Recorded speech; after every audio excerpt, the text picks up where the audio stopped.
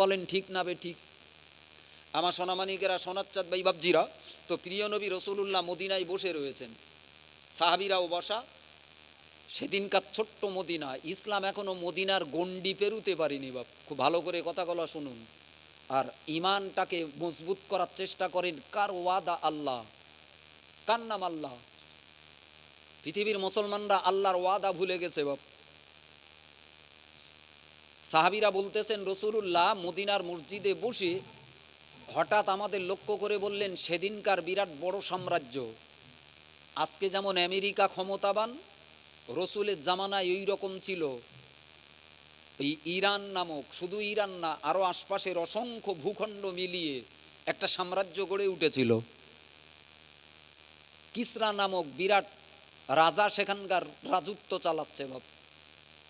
প্রিয় নবী রসুলুল্লাহ হঠাৎ করে আচমকা সাহাবিদেরকে বললেন, সাহাবিরা জানো, আমি যেন দেখতে পাচ্ছি ওই বিরাট আজকের পৃথিবীর সুপার পাওয়ার যে দেশটা, ওর চূড়াগুলোর মাথার উপরে কলেমা খচিত লা ইলাহা ইল্লাল্লাহর কলেমা পতপত করে উঠতেছে। জোরে বলুন। এটা বড় অবাক আশ্চর্যের কথা। আল্লাহর নবী বললেন, রসুলুল্লাহ বললেন, আমি দেখতে পাচ্ছি এই আজকের পৃথিবীর সব থেকে বড় সাম্রাজ্যের চূড়ার উপরে, রাজপ্রাসাদের উপরে কলেমা খচিত পতাকা পতপত করে উঠতেছে। সাহাবীরাও হচ্চকিত হয়ে পড়লেন, এটা কি কখনো সম্ভব?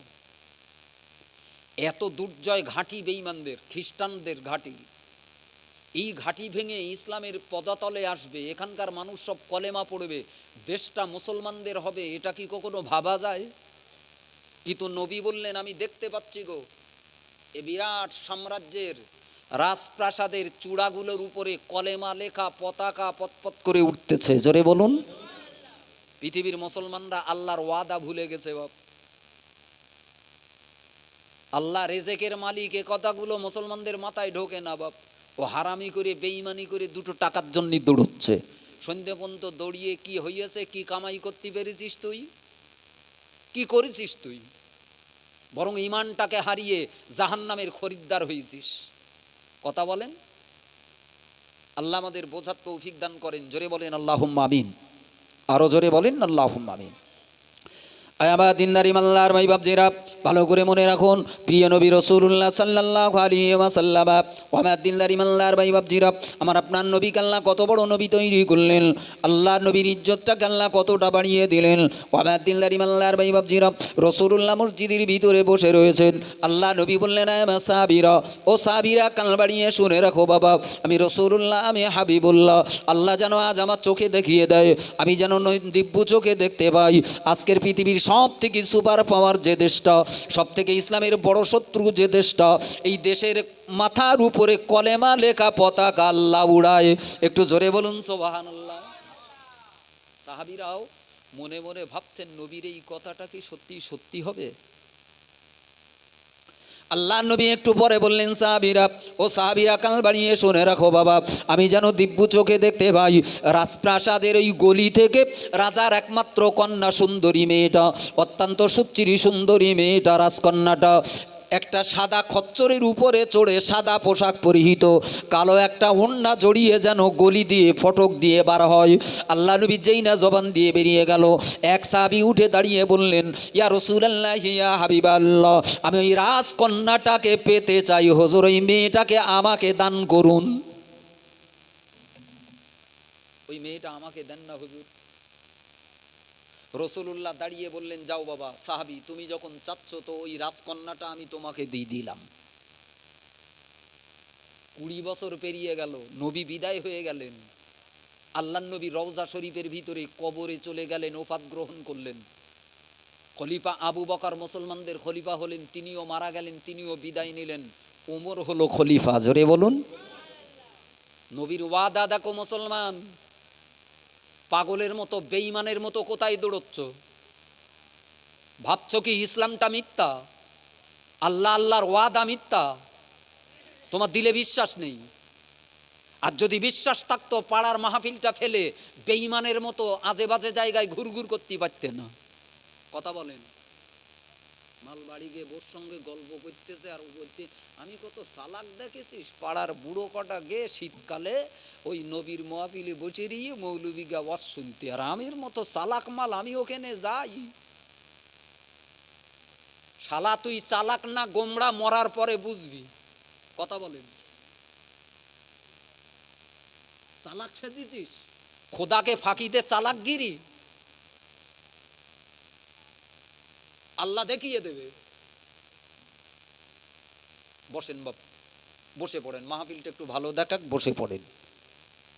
তো নবী বললেন, এই সাহাবীরা আমি দেখছি কলেমা তো উড়বেই, আর আমি দেখছি রাজা পরাজিত হয়ে গেছে, মুসলমানদের সৈন্যরা দখল করে লেছে দেশ, আর রাজার একমাত্র কন্যা সুন্দরী মেয়েটা এই রাজত্বের রাজপ্রাসাদের গলি দিয়ে সাদা খচ্চরের উপরে চুড়ে সাদা পোশাক পরে কালো একটা ওড়না জড়িয়ে বেরোচ্ছে, পালাচ্ছে, অত্যন্ত সুন্দরী।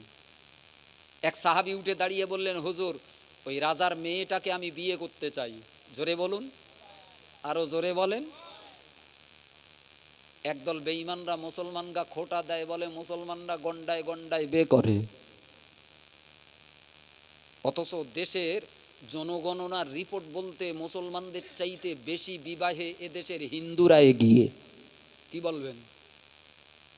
মুখে প্রচার রয়েছে মুসলমানরা গন্ডায় গন্ডায় বিয়ে করে, কিন্তু খাতা কলমে দেশের রিপোর্ট জনগণনা বলতেছে দেশের ভারতবর্ষের মুসলমানদের চাইতে বহু বিবাহে এদেশের হিন্দুরা এগিয়ে।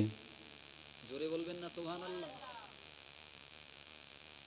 অথচ মুসলমানদের দুর্নাম বদনামের সীমা নেই বাপ।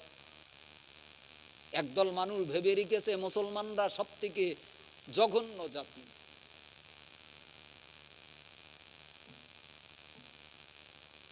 প্রিয় নবী সাহাবী দাঁড়িয়ে বললেন, ইয়া রাসূলুল্লাহ, ইয়া হাবিবাল্লাহ, আমি ওই রাজকন্যাটাকে বিয়ে করতে চাই। রাসূলুল্লাহ জবান দিয়ে বললেন, যাও আমি তোমাকে দিয়ে দিলাম। জোরে বলুন। ক বছর পেরিয়ে গেল? 20 বছর। কত বছর? 20 বছরেরও অধিক কাল পেরিয়ে গেল। আল্লাহ রসুলের জবান দিয়ে যা বেরিয়েছে, পৃথিবী একদিকে গেলেও নবীর জবানের শব্দটাকে আল্লাহ মিথ্যা হতে দেবেন না। জোরে বলুন। মুসলমান, তোমার বুকের ঈমান নষ্ট হয়ে গেছে, বিশ্বাস ধ্বংস করে ফেলেছো, বেঈমান নেতাদের পিছনে ঘুরঘুর করতে শিখেছো তুমি, মুসলমানের বাচ্চা হারাম খদ্দের পিছনে দালালি করতে শিখেছো তুমি, পাপে পাপে তোমার জীবনটাকে জঘন্য করে ফেলেছো। তোমার বুকের ভিতরে কোরআনের জায়গা নেই, ইসলামের জায়গা নেই, আল্লাহ আল্লাহ নবীর জায়গা নেই বাপ। এজন্যই তো খোদার আযাব তোমার মাথায় খসে পড়তেছে বাপ। কোথায় পালাবে তুমি? সারা পৃথিবীতে বাঁচার জায়গা তোমার নেই, কোথায় পালাবে তুমি? আল্লাহর আযাব যখন পড়বে পৃথিবীর কেউ তোমাকে বাঁচাতে পারবে বাপ? বাঁচার রাস্তা তওবা করে এখনো ভালো হও। আল্লাহ আমি ভুল করেছি, আল্লাহ আল্লাহ আমি অন্যায় করে ফেলেছি, তোমাকে চিনতে পারিনি, আল্লাহ এসো, ফিরে এসো। আল্লাহ বড় দয়াময়। আল্লাহ বলেন, আমি ওই মানুষগুলোকে ভালোবাসি যারা তওবা করে ফিরে আসে। জোরে বলুন। হাজার হাজার ওলি আল্লাহদের জীবন দেখেননি? আমার আপনার মতো আমি আপনি তবু একটু গুনাহ কম করেছি বাপ। যারা ওলি আল্লাহ হয়েছেন বড় বড়, এক একজন এক এক রকম পাপী। নিজামুদ্দিন আউলিয়া, পৃথিবী বিখ্যাত খুনি। জোরে বলুন। পৃথিবী বিখ্যাত খুনি, ভাড়াটিয়া খুনি। কত মানুষ যে খুন করে বেরিয়েছে তার ঠিক নেই। বড় বড় মদখোর মাতাল, সে মদ খাওয়ার কোনো সীমা সংখ্যা নেই। দুনিয়ায় বড় বড় গোনাগুলো পাজা করে ঘুরে বেরিয়েছে, কিন্তু এক নিমেষে খাঁটি তওবা করেছে। জোরে বলুন। কি তওবা করেছে? খাঁটি তওবা করেছে বাপ। আল্লাহর পারে ফিরে এসেছে তো ফিরে এসেছে, আর গোনার দিকে হাত বাড়ায়নি, চোখ তাকায়নি। আল্লাহ তাকে ওলিত্বের কামালিয়াতে শ্রেষ্ঠ দরজায় উন্নীত করে দেখিয়েছেন। জোরে বলুন। এই জন্যই তো আল্লাহ বললেন, ইন্নাল্লাহা ইউহিব্বুত তাওয়াবিন, আমি তওবাকারীকে বড় পছন্দ করি। জোরে বলুন। একটু জোরে বলা যাবে না সুবহানাল্লাহ? আজকে জামানার মুসলমান গোনা করতে খুব একেবারে ঘি ভাত মতন লাগতেছে, মাল গিলতেছে কি খানা খা, তো সময় আসতেছে হজম করতে পারবি না। গোনা করি পৃথিবীতে কেউ হজম করি কবরে যেতে পারিনি। জোরে বলুন। তুই তোর বাপদাদা 14 পুরুষ, তোর গোনা গোষ্ঠী তাকিয়ে দেখবে যা। গোনা করতে লাগে ভালো, কিন্তু হজম হয় না। কি হয় না বলেন? ঘি ভাতের মতো মাল গেলে, কিন্তু গোনা খোদার নাফরমানি গুলো গিলতি লাগে ভালো, হজম করা যায় না। এই চরম ভোগান্তি বাপ, চরম ভোগান্তি। আল্লাহ কোন পাপের আযাব দুনিয়াতে দেখিয়ে দেয়, আবার কোন পাপের আযাব আল্লাহ তুলে রাখে, যত্ন করে তুলে রাখে। মর, তারপর দেখবি। আমরা মাঝে মাঝে মনে করি এত বড় বড় গুনাহগার গুলো ভালোই তো বেশ লাট সাহেবি করে কাটিয়ে দিচ্ছে, এর তো কোনো কিছু হয় না। আপনার বোঝা উচিত ছিল গুনার প্রতিফল আল্লাহ সাথে সাথে দেয় না।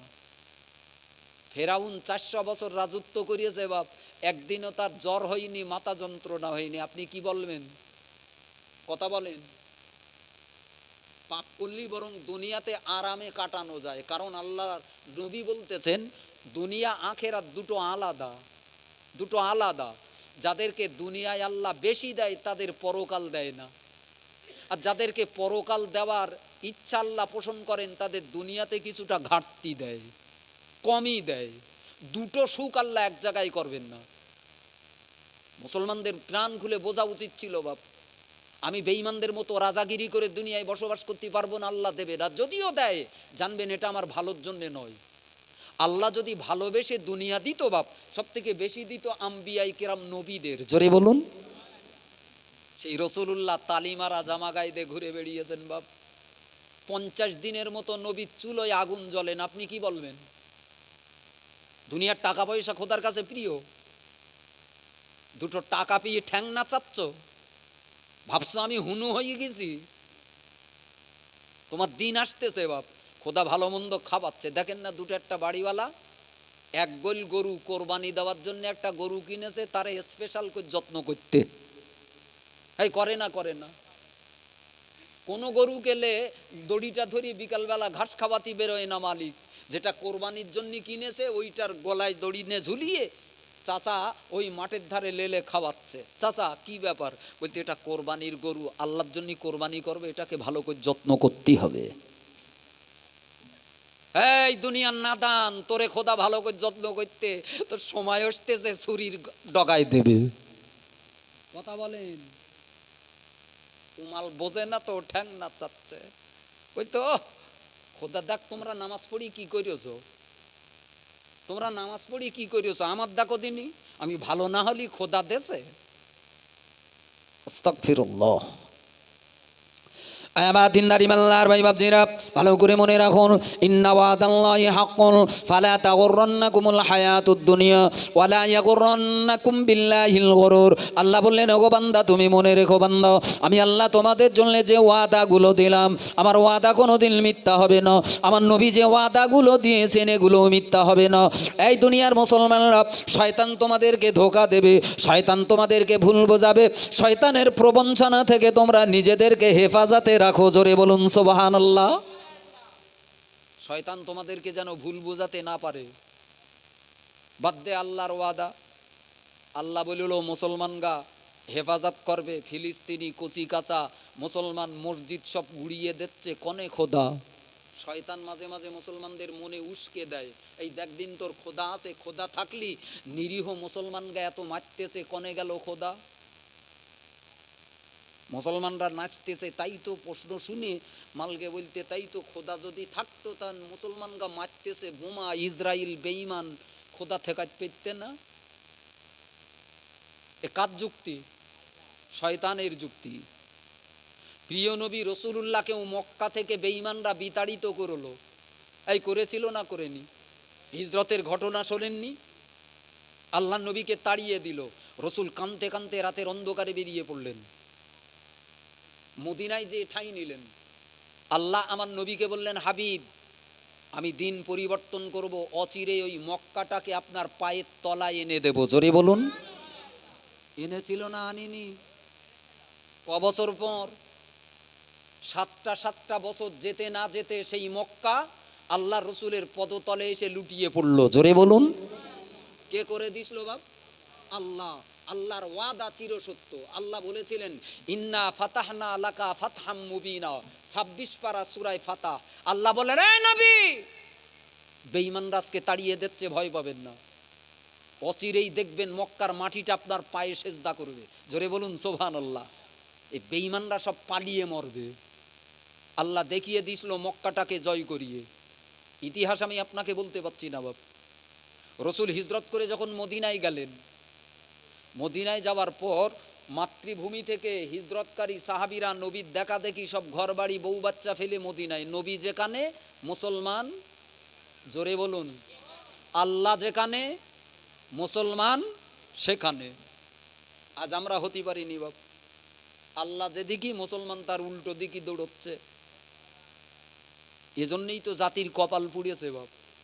নামে বলবি মুসলমান, কাজ করবি পাকা আবু জেহেলের মতো। খোদা লেবে? খোদা সহ্য করবে? কতদিন সহ্য করবে? অনেক দিন তো সহ্য করলো।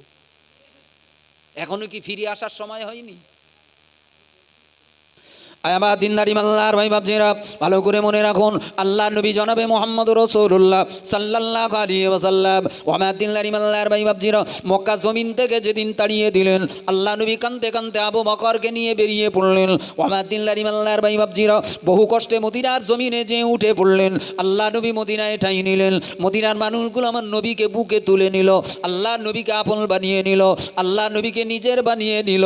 আর ইসলামের জন্যে, ইসলামের জন্যে, ইমানের জন্য মুসলমান সাহাবীদের ত্যাগ তিতিক্ষার ইতিহাস শুনলে আপনি অবাক হয়ে যাবেন।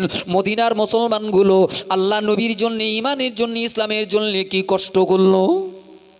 এজন্য নবী বললেন, তোমরা আনসার সাহাবীদের ভালোবাসো। 6টা বছর পেরিয়ে গেল নবী মদিনায়। দেশের কথা বারবার মনে হয়। মক্কায় যাবার ক্ষমতা নেই, কোনো মুসলমান মক্কায় আসতে পারবে না, কাবা ঘরে ঢুকতে পারবে না। বেঈমানদের আইন। কাদের আইন বলেন? বেঈমানদের আইন। হঠাৎ রসুল একদিন স্বপ্ন দেখলেন।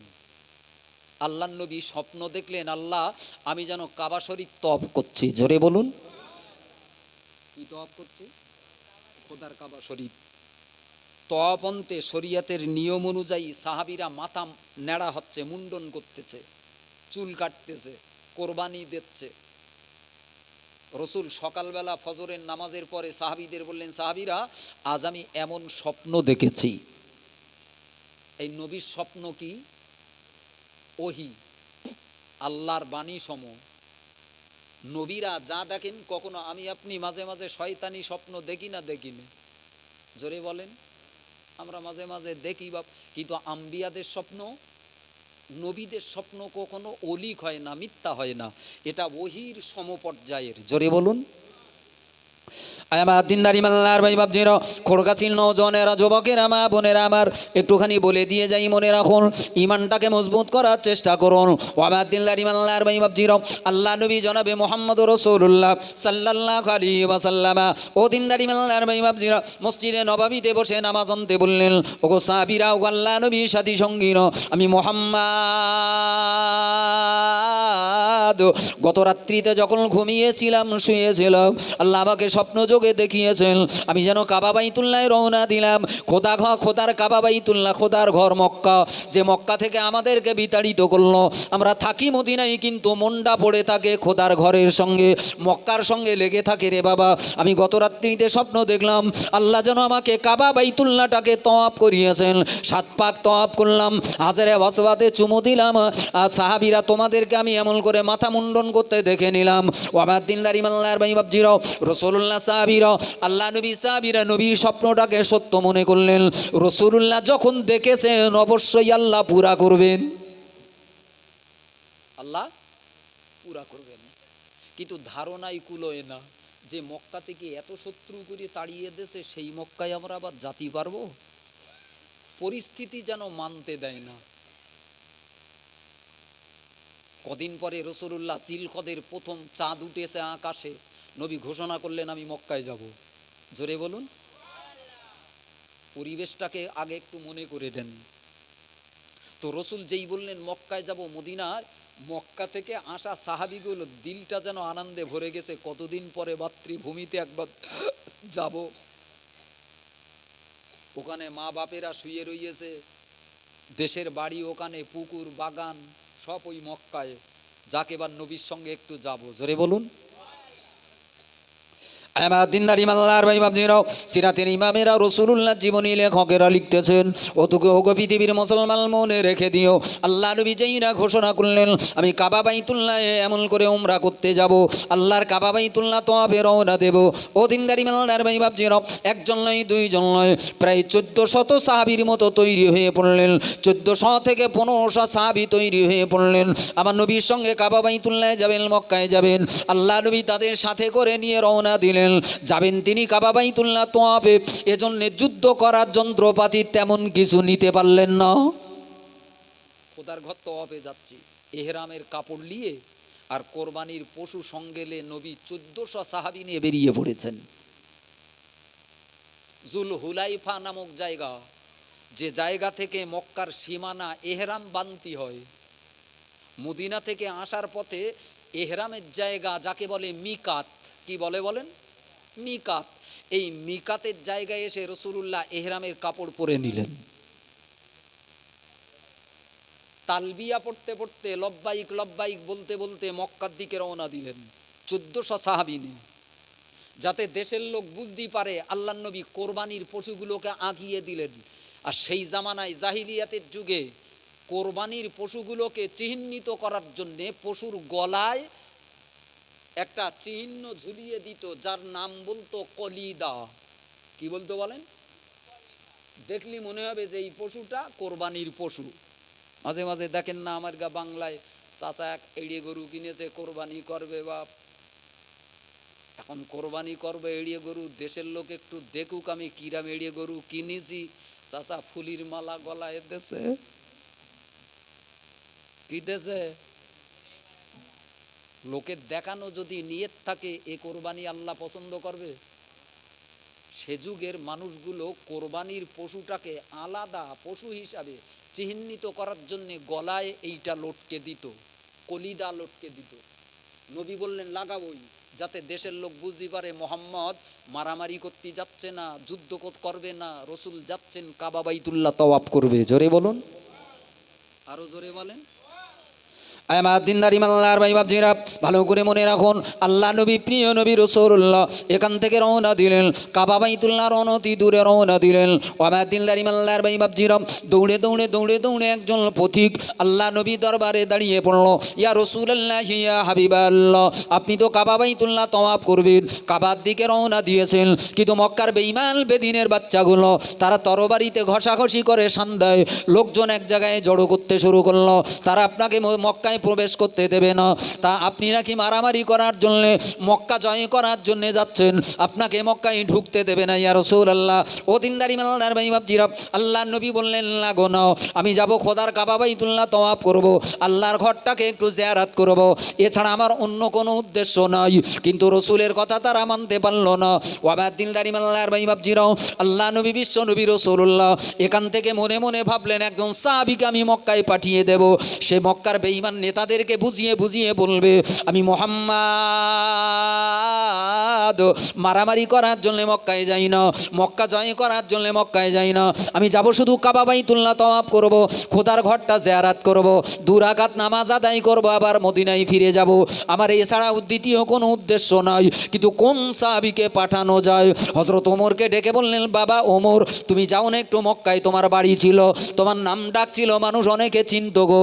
ও বাবা ওমর, তুমি একটু মক্কায় যাও না বাবা, আমি মুহাম্মদ আমার পায়গামটা মক্কায় একটু শুনিয়ে দাও, আমার কথাটা একটু তাদের বোঝাও।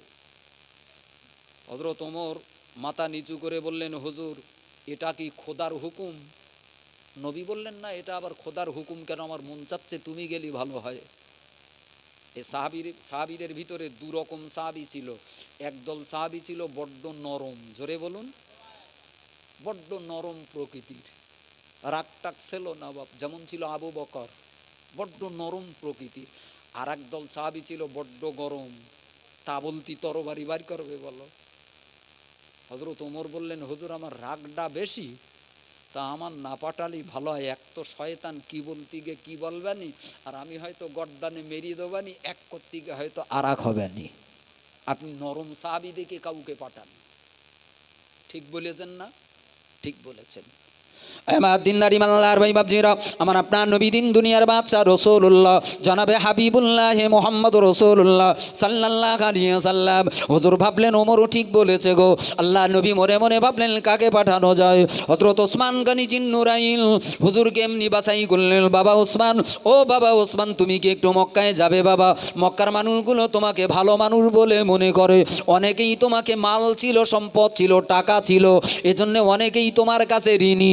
তুমি যাও না বাবা, আমি মোহাম্মদ রাসূলুল্লাহ, আমি কাবা বাইতুল্লাহটাকে তওয়াফ করব, অন্য কোনো নিয়ত আমার নাই।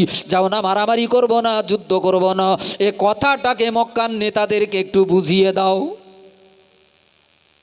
হযরত ওসমান রাজি হয়ে গেলেন, জোরে বলুন। রওনা দিলেন, চলে গেলেন। মক্কার বেঈমানরা ওসমানকে পেয়ে বড্ড খুশি। ওসমান, তুমি আমাদের কাছে এসেছো বলে আমি একটা পায়গাম নিয়ে এসেছি গো। কি পায়গাম? রসুল একটু কাবা শরীফটা তওয়াফ করবেন, তোমরা রাস্তা খুলে দাও, পথ খুলে দাও, নবী আসবেন। জোরে বলুন। মক্কার নেতারা বলতেছে, দেখো মোহাম্মদকে এখন আসতে দেওয়া যাবে না, আমরা একটু এক জায়গায় বসি, নেতায় নেতায় বসি, কি সিদ্ধান্ত হয় তুমি একটু অপেক্ষা করো, তার মধ্যে বলতেছি। তুমি যদি চাও যাও কাবা শরীফটা তওয়াফ করো। কাকে বলতেছেন? কারা বলতেছে? মক্কার নেতারা। কাকে নবী মানা দেখে বলে দেখে দেখেন। হযরত ওসমানকে তারা অপাত দিচ্ছে, যান আপনি গিয়ে কাবা শরীফটা তওয়াফ করেন, আমরা বাধা দেব না। আর নবীকে ঢুকতে দেব কি দেব না আমরা একটু বসে ঠিক করলেই। হযরত ওসমান বললেন, খোদার কসম, আমি নবীকে বাদ দিয়ে, নবী কাবা শরীফ তওয়াফ করতে আসতেছে, তোমরা নবীকে ঢুকতে দেবে না, আমাকে কাবা বাইতুল্লাহ খোদার ঘরটা তওয়াফ করার জন্য রাস্তা খুলে দেছো, খোদার কসম আমি ওসমান খোদার কাবা তওয়াফ করব না। জোরে বলুন সুবহানাল্লাহ। আমার নবী যদি তওয়াফ করতে না পারে তো আমি কি তওয়াফ করব? আমার দরকার নেই কাবা, কাবার চাইতে বড় আমার নবী। জোরে বলুন। কাবার চাইতে, জোরে বলুন। এই কাবা বড় না নবী বড়? একটু জোরে বলা যাবে না? রাসূলুল্লাহ ইমানদারদের কাছে কাবার চাইতে বড় কাবা। পৃথিবীর মুসলমানদের কেবলা হলো কাবা, আর কাবার কেবলা হলো আমার রাসূলুল্লাহ। জোরে বলুন। চিনতে পারেনি তো বাপ। যারা চিনেছে তারা সারা জীবন নবী নবী করে কেঁদে কেঁদে বেরিয়ে আঙ্গা মতন পাগল কটা ও মাল বউ চিনেছে, ঘুর ঘুর করে ঘরে আর বোর কাছ গল্প করে। টাকা চিনেছে, টাকা, টাকার বান্ডেল আসলে মাল শুকতেছে আর চুমু খাচ্ছে আর বাক্সই রাখতে। টাকা তোর কলজেই দেবে, খোদা দিন আনতেছে রে। ইসলামের কথা ভাল লাগে না, আলেম ওলামাদের কথা মানতে মন চায় না। চার ইমামের অন্যতম ইমাম ইমাম আহমদ বিন হাম্বাল হুজুর বললেন, তোমরা জানো পৃথিবীর কোন মাটিটা সব থেকে দামি? কোন মাটিটার দাম খোদার কাছে সব থেকে বড়? তো কেউ বললেন মদিনার মাটি, কেউ বললেন মক্কার মাটি, কেউ বললেন এখানকার মাটি ওখানকার মাটি। ইমাম আহমদ বিন হাম্বাল বললেন, না, আমার কাছে কোন মাটিটার দাম বড় জানো? আমার কাছে সব থেকে দামি হলো মদিনার মাটি। জোরে বলুন। তো মুসলমানরা প্রশ্ন করলো, হুজুর এটা কি করে হয়? কাবা শরীফটা হলো মক্কায়, খোদার কাবা ঘর, সারা মক্কা বাদ দেন, যে মাটিটার উপরে খোদার কাবা, চারকোনা ঘরের তলায় যে মাটিটা, এ মাটিটার দামও কি আপনার কাছে নেই? জোরে বলুন, আরো জোরে বলুন। এই ওয়াজটাকে মন কান্দে শোনেন। নবীকে নেবেন? কি বলবো, খোড়গাছির মুসলমানরা, এটা যে নাম রেখেলো খোড়গাছি, মাল সব খড়ের মতো হয়ে গে চিটে। আর কবে ভালো হবে বাপ? খোদায়ের গা ভালো করবে কবে? এত সুন্দর সাজানো গোছানো এই লক্ষাধিক টাকা খরচা করে মাহফিল কি করতে দিয়েছে ছেলেরা? তুই আসবি না তা তোর জন্য সাজিয়েছ কি করতি? হেরা তোর মা বাপ কেউ কবরে যায়নি? হেরা কোন লজ্জায় বাড়িতে বসে রয়েছিস? কেটা তোর পায়ে তেল মাখাবে তারপর আসবি? লজ্জা শরম নেই মুসলমানের? আল্লাহ খোড়গাছির মাহফিলকে কবুল করো, জোরে বলেন আল্লাহুম্মা আমিন। আমার দিনদার ইমানদার ভাই বাপজিরা, ভালো করে মনে রাখুন, চার ইমামের অন্যতম ইমাম, জগৎ বরণ্য ইমাম ইমাম আহমদ বিন হাম্বাল বললেন, এই পৃথিবীর মুসলমানরা, তোমরা যদি বলো মক্কায় কাবা বাইতুল্লাহ তলার মাটি, এই মাটিটার দাম সব থেকে বেশি, এই মাটিটার মর্যাদা খোদার কাছে সব থেকে বেশি, না না না না, আমি তোমাদেরকে বলবো, প্রিয় নবী রাসূলুল্লাহ সারা মদিনার মাটি নয়, আল্লাহ নবী রওজা শরীফ যে জায়গায় নবী যে মাজারে শুয়ে রয়েছেন, আরে নবীর দেহটা শুয়ে যে মাটিটা রয়েছে, আল্লাহ নবীর মাজার শরীফের তলার মাটিটা, আমি খোদার কসম করে বলি, আমি ইমামে আহমদ বিন হাম্বল, কাবা শরীফের মাটিটা তলার মাটিটার চাইতে রাসূলুল্লাহর কবর শরীফের তলার মাটিটা কোটি কোটি লক্ষ লক্ষ গুণে দাম বেশি। জোরে বলুন সুবহানাল্লাহ। মদিনার মাটিটার দাম বেশি। এই তোমরা কি জানো না? তোমরা কি জানো না? এই দিনদার ইমানদার ভাই বাপজিরা, কিতাবের সহিহ বর্ণনায় লেখা, যেদিন আল্লাহ মক্কাটাকে জয় করিয়ে দিলেন, আল্লাহ নবী কাবা বাইতুল্লাহ ঢুকে পড়লেন, মদিনার কোনো মক্কার কোনো বেঈমানরা বাধা দিতে পারল না। হাজার হাজার সাহাবীরা নাঙ্গা তরবারি নিয়ে আমার নবীর পিছনে নারাই তাকবীর দিতে দিতে 7টা বছর আগে যে মক্কা থেকে আমার নবীকে তাড়িয়ে দিয়েছিল, সেই মক্কাটাকে জয় করলেন, রাসূলুল্লাহ ঢুকে পড়লেন, কাবা শরীফের ভিতরে ঢুকে পড়লেন। আল্লাহ নবী কাবার ভিতরে ঢুকে যে লক্ষ্য করে দেখলেন, বেঈমান বেদিনেরা সব প্রতিমাগুলো টাঙিয়ে রেখেছে। আল্লাহ নবী বললেন, যাও সাহাবীরা, পথর প্রতিমাগুলো এমন করে বাইরে বার করে দাও, জমজমের পানি দিয়ে খোদার কাবাটাকে সুন্দর করে ধুয়ে ফেলো। আল্লাহ নবী বললেন, আমি নামাজ আদায় করব গো, খোদার ঘরের ভিতরে মূর্তি থাকা চলবে না। দেয়ালগুলো পরিষ্কার করলেন, ছবিগুলো মুছে দিলেন। ও দিনদার ইমানদার ভাই বাপজিরা, খোরগাছির নওজওয়ানেরা, যুবকেরা, মুরব্বীরা, মা বোনেরা আমার, আল্লাহ কত দান করলেন, কত সৌভাগ্য দিলেন, তোমার কপালটাকে আল্লাহ কত বুলন্দ করলেন। কোনো বেঈমানের ঘরের সন্তান আল্লাহ তোমাকে বানায়নি, কোনো ইহুদির ঘরের সন্তান বানায়নি, কোনো হিন্দু খ্রিস্টানের ঘরের সন্তান তোমাকে বানালো না। আল্লাহর বড় দয়া করে মুসলমানের ঘরে তোমাকে জন্ম দিল, ইমানদারের বাচ্চা হওয়ার মতো সৌভাগ্য দান করলো। কিন্তু তুমি জন্মগ্রহণ করলে মুসলমানের ঘরে, তুই ইমান ইসলামকে চিনতে পারলে না, বেঈমানদের মতো পাপের রাস্তায় দৌড়া দৌড়ি করতেছ। কথা বলেন ঠিক না বেঠিক? আর কবে জ্ঞান হবে বাপ? সাপ না মরলি সোজা হয় না। ও সাপটাকে যত কুকুরের লেজ দেখেছেন, ও যতই আপনি তেল মালিশ করেন আর ঘি মালিশ করেন, টানবেন মাল সোজা মতন দেখাবে, ছেড়িয়ে দেবেন মাল আবার বেঁকা হয়ে যাবে।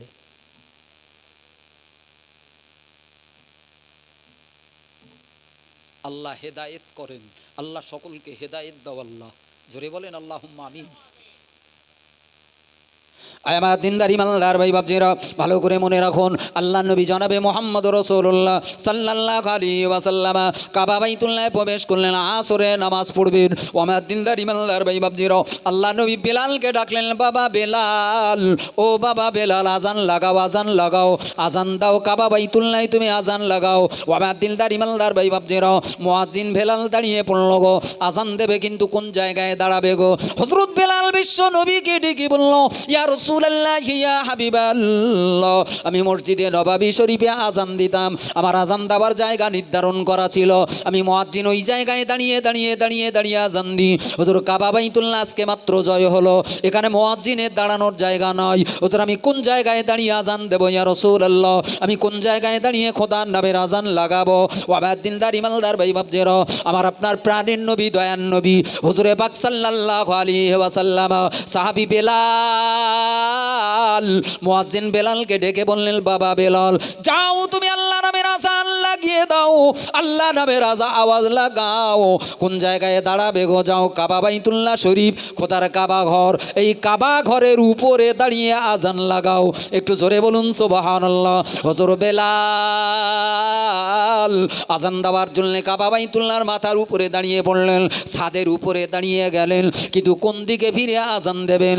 এটাই তো কাবা। পৃথিবীর মুসলমানদের হুকুম হলো কাবার দিকে ফিরে আজান লাগাও, আজান লাগাও, ইবাদত করো কাবার দিকে ফিরে, মুখটা কাবা মুখ করো। আমি মদিনায় আজান দিতাম কাবা বাইতুল্লাহর দিকে ফিরে, আজকে তো আমি কাবা বাইতুল্লাহ শরীফের উপরে দাঁড়িয়ে আমার মুখটাকে আমি কোন দিকে করব? একটু জোরে বলুন সুবহানাল্লাহ। আমার যা মুয়াজ্জিনরা কোন দিকে ফিরে আজান দেয়? কাবার দিকে ফিরে আজান দেয়। রসুলের মুয়াজ্জিন বেলাল বললেন, হুজুর আমাকে আজান দিতে বলতেছেন, কিন্তু ফিরবো কোন দিকে? যেদিকে ফিরি সেদিকে তোই কাবা, হুজুর কোন দিকে মুখ করবো? এই ভালো করে শুনেলেন, আল্লাহ। আমার দিনদারি মাল্লার ভাই বাবজিরো, আল্লাহ নবী জনাবে মুহাম্মদুর রাসূলুল্লাহ সাল্লাল্লাহু আলাইহি ওয়াসাল্লাম হুজুর বেলালকে ডেকে বললেন, বাবা বেলাল, ও বাবা বেলাল, আজকে তুমি কাবা বাইতুল্লাহ ছাদের উপরে দাঁড়িয়ে আজান দেবে গো, কিন্তু কোন দিকে চেহারা করবে, কোন দিকে মুখ করবে শুনে নাও। আজকে তুমি যদি আজান দাও, কাবার উপরে দাঁড়িয়ে, ছাদের উপরে দাঁড়িয়ে যদি আজান লাগাও, অন্য কোনো দিকে চেহারা করবে না, মুখ করবে না। তোমার নবী মুহাম্মদুর রাসূলুল্লাহ যে জায়গায় দাঁড়িয়ে রয়েছে ও গো বেলাল, কাবার উপরে দাঁড়িয়ে তোমার চেহারাটা, তোমার মুখমণ্ডলটা আমি রাসূলুল্লাহ আমার দিকে চেহারা ঘোরাও, আমার দিকে ফিরে আজান লাগাও। হুজুর বেলাল বলেছিলেন, ইয়া রাসূলুল্লাহ, ইয়া হাবিবাল্লাহ, মদিনায় তো আপনি থাকতেন, আপনার দিকে মুখ করে আজান দিতাম না, কাবা বাইতুল্লাহর দিকে ফিরে আজান লাগাতাম, আজ কেন আপনি এমন কথা বললেন? নবী বললেন, আল্লাহ পাক এটা বুঝিয়ে দিতে চান, ও বেলাল, আজকে যদি তুমি আজান লাগাও, আজকে যদি তুমি আজান দাও, আমি মুহাম্মদ আমার দিকে চেহারার দিকে মুখটা করে আজান লাগাও।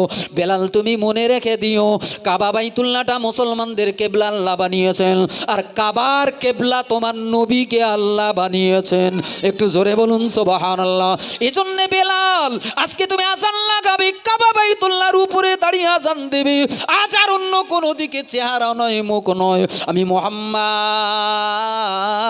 আল্লাহ আমাকে এই জায়গায় হাজির রেখেছেন, দুই কেবলা এক জায়গায়, কাবা বাইতুল্লাহ, নবী মুহাম্মদ রাসূলুল্লাহ আজকের কাবা বাইতুল্লাহর দিকে নয়, আমি মুহাম্মদ আমার দিকে মুখটা করে আজান লাগাও। একটু জোরে বলুন সুবহানাল্লাহ। আমার নবীকে আল্লাহ কি নবী বানিয়েছেন গো। হাজার হাজার মুসলমানরা নবী বলতে কিচ্ছু বোঝে না বাপ, নামটাও সহি করে বলতে পারে না। নবীর নামটা বলার পরে ছোট্ট একটা দরুদ, এটা আমার নবীর নাম, আহা কত মোহাব্বতের সঙ্গে নিতে হবে বাপ। মুহাম্মদ শব্দটা জবান দিয়ে বেরুবার সাথে সাথে, কিংবা কেউ বলেছে আমার কানে এসেছে, জবান বন্ধ করে থাকলে হবে না, সাল্লাল্লাহু আলাইহি ওয়াসাল্লাম বলতে হবে। কটা মুসলমান মনে রাখে বাপ?